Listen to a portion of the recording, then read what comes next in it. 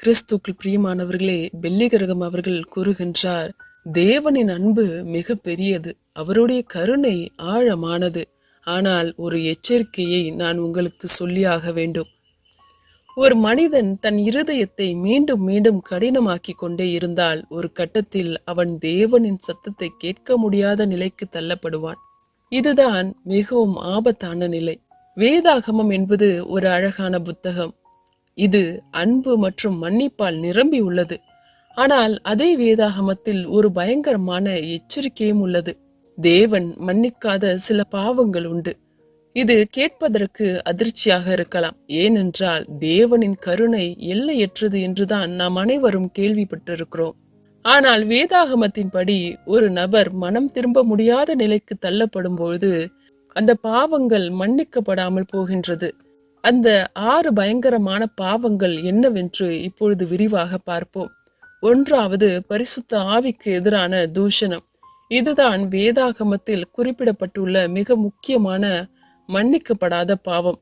இயேசு கிறிஸ்து மத்தேயு 12ஆம் அதிகாரம் 31வது வசனம் முதல் 32இல் தெளிவாக கூறுகிறார், மனுஷர் செய்கிற எல்லா பாவமும் தூஷணமும் அவர்களுக்கு மன்னிக்கப்படும், பரிசுத்த ஆவிக்கு எதிரான தூஷணமோ மனுஷருக்கு மன்னிக்கப்படுவதில்லை.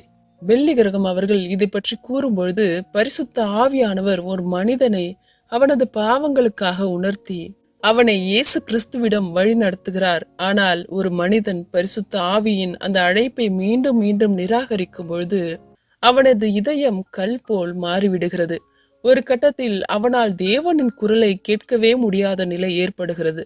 அந்த மனிதன் மன்னிப்பை பெற தயாராக இல்லாததால் அவனது பாவம் மன்னிக்கப்படாமல் போகிறது என்றார். இது ஒரு தற்செயலான தவறு அல்ல. இது ஒரு முறை தெரியாமல் அல்லது கோபத்தில் சொல்லும் வார்த்தை அல்ல. இது தேவனின் ஆவியையும் அவரது வல்லமையும் தெரிந்தே பிடிவாதமாக மீண்டும் மீண்டும் நிராகரிப்பதாகும். இருதயத்தை கடினமாக்குதல். ஒரு மனிதன் தன் இருதயத்தை முழுவதுமாக கடினமாக்கி கொண்டு தேவனின் மன்னிப்பை தேட முற்றிலும் மறுக்கும் பொழுது இது நிகழ்கின்றது. பெல்லிகரகம் அவர்கள் ஒரு முக்கியமான விஷயத்தை குறிப்பிடுகின்றார். ஐயோ, நான் மன்னிக்கப்படாத பாவத்தை செய்து விட்டேனோ என்று ஒருவன் பயந்தால் அவன் அந்த பாவத்தை செய்யவில்லை என்று அர்த்தம். ஏனென்றால் பாவத்தை செய்தவனுக்கு பாவ உணர்வே ஏற்படாது.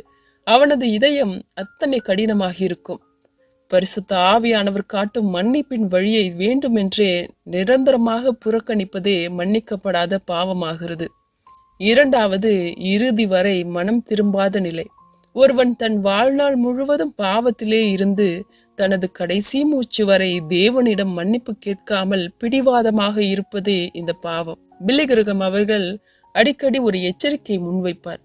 நாளை என்பது உன்னுடையது என்பதற்கு எந்த உத்தரவாதமும் இல்லை. தேவன் என்று உன்னை அழைக்கின்றார். ஆனால் நீ நாளை பார்த்து கொள்ளலாம் என்று தள்ளி போடுவதுதான் சாத்தான் உனக்கு வைக்கும் மிகப்பெரிய வலை. ஒரு மனிதன் மனம் திரும்புதலை தள்ளி போட்டு கொண்டே இருந்து இறுதியில் மன்னிப்பு கேட்கும் வாய்ப்பையே இழந்து போவதுதான் மிகப்பெரிய துயரம். மன்னிப்புக்காக கதவு மூடப்படுதல். தேவன் கருணை உள்ளவர். ஆனால் அந்த கருணை பெறுவதற்கு காலம் என்று ஒன்று உண்டு. மரணம் ஒரு மனிதனை தழுவும் பொழுது அந்த நபர் அதுவரை செய்த பாவங்களுக்கு மனம் திரும்பவில்லை என்றால் அதற்கு பிறகு அவருக்கு மன்னிப்பு கேட்கும் வாய்ப்பு வழங்கப்படுவதில்லை. தவறான நம்பிக்கை. பலர் வயதான காலத்தில் பார்த்து கொள்ளலாம் அல்லது சாகும் பொழுது மன்னிப்பு கேட்கலாம் என்று நினைக்கிறார்கள். ஆனால் பெல்லிகரகம் அவர்கள் எச்சரிப்பது போல பாவம் செய்ய செய்ய இதயம் மரத்து போகும். கடைசி நேரத்தில் மனம் திரும்ப வேண்டும் என்ற எண்ணமே வராமல் போகும். இதில் அபாயம் உண்டு. உதாரணத்திற்கு, சிலுவையில் இயேசுவுக்கு அருகில் இருந்த ஒரு திருடன் கடைசி நிமிடத்தில் மனம் திரும்பி மன்னிப்பு பெற்றான். இது நமக்கு நம்பிக்கையை தருகிறது. ஆனால் மற்றொரு திருடன் கடைசி வரை மனம் திரும்பாமல் இயேசுவை ஏளனம் செய்தான். இதுவே இறுதி வரை மனம் திரும்பாத நிலைக்கு சான்றாக இருக்கிறது. தேவன் தண்டிக்க விரும்புவதில்லை. மனிதன்தான் பிடிவாதமாக மன்னிப்பை கேட்க மறுக்கின்றான். ஒரு நபர் தனது பாவத்திலே மரணிக்க தீர்மானிக்கும் பொழுது தேவனுடைய மன்னிப்பின் கரங்கள் அங்கு செயல்பட முடியாமல் போகிறது. மூன்றாவது, தேவனின் கருணையின் மீது அதீத துணிச்சல். நான் என்ன பாவம் செய்தாலும் தேவன் மன்னிப்பார், அதனால் நான் தொடர்ந்து பாவம் செய்யலாம் என்று நினைப்பது. பெல்லிகரகம் அவர்கள் ஒருமுறை கூறினார், தேவனின் கருணை என்பது நீங்கள் பாவம் செய்வதற்கான உரிமம் அல்ல, தேவன் அன்பானவர் என்பதால் அவரை நீங்கள் ஏமாற்ற முடியாது. நீங்கள் வேண்டுமென்றே பாவம் செய்துவிட்டு அவர் மன்னிப்பார் என்று தப்பு கணக்கு போடுவது உங்கள் ஆத்துமாவையே ஆபத்தில் வீழ்த்தும் செயலாகும். அன்பை தவறாக பயன்படுத்துதல். ஒரு தந்தை தன் பிள்ளையை நேசிக்கின்றார் என்பதற்காக அந்த பிள்ளை வேண்டுமென்றே தவறு செய்து கொண்டே இருப்பது எவ்வளவு தப்போ அதைவிட பெரிய தவறு இது. இது தேவனின் தியாகத்தையும் அன்பையும் சிறுமைப்படுத்துவதாகும். மனம் திரும்புதல் இல்லாத மன்னிப்பு.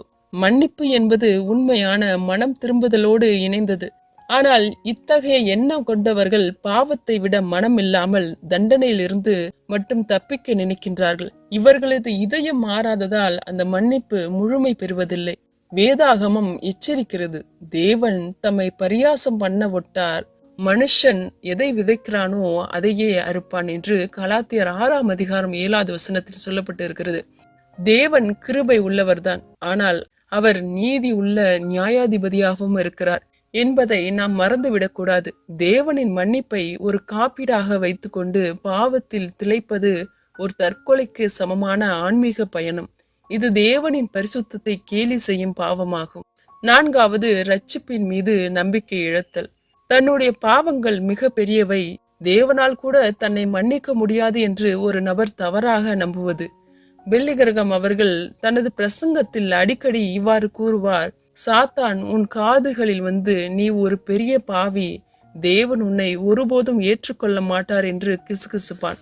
அவன் ஒரு பொய்யன். உன் பாவம் எவ்வளவு பெரிதாக இருந்தாலும் சிலுவையில் இயேசு சிந்திய இரத்தம் அதைவிட பெரியது.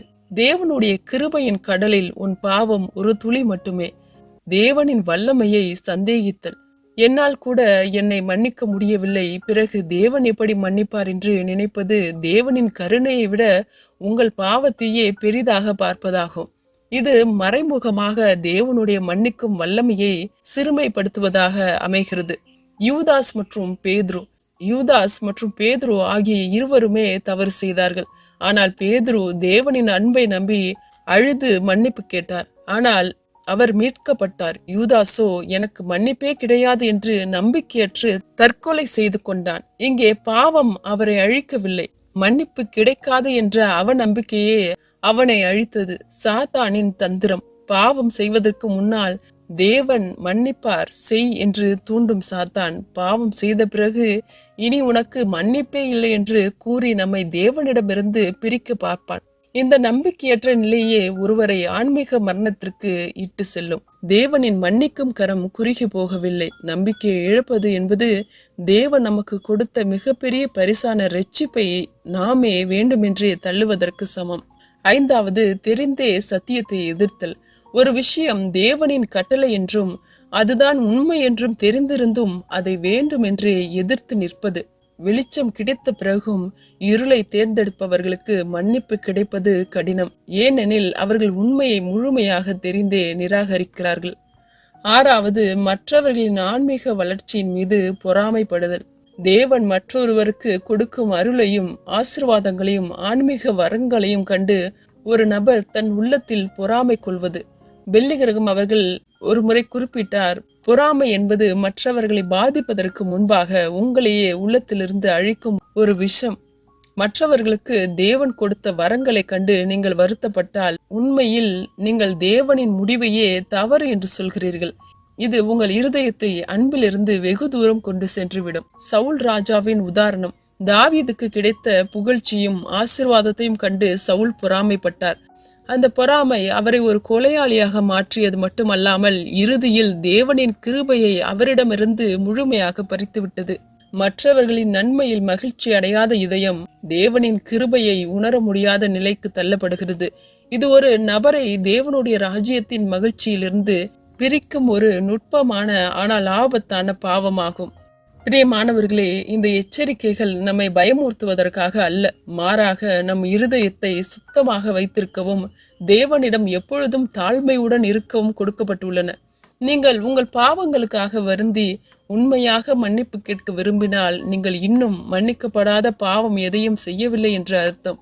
ஏனென்றால் உண்மையாக தேடுகிற எவரையும் தேவன் தள்ளுவதில்லை.